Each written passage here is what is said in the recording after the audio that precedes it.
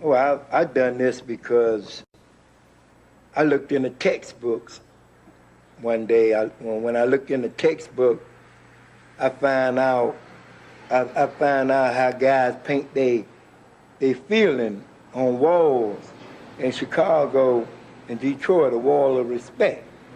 And the war going on in the world and everything. I just pick up a paintbrush and learn how to paint. Yeah. Purvis Young's highly expressionistic artwork was greatly influenced by the works of the great masters he saw in art history books.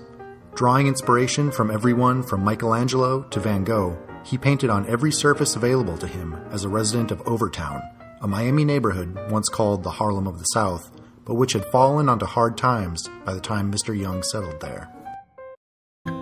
I paint problems of the world.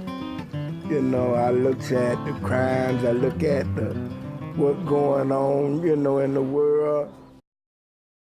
From plywood to tabletops to even discarded fabric and telephone bills, Purvis Young used a multitude of media in his work.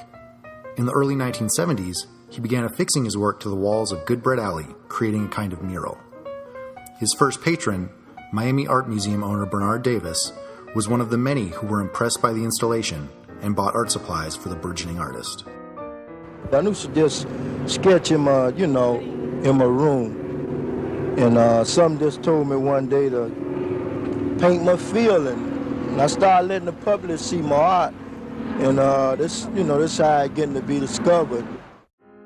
His work often tackled the difficult subjects he saw around him, serving as both social commentary and critique.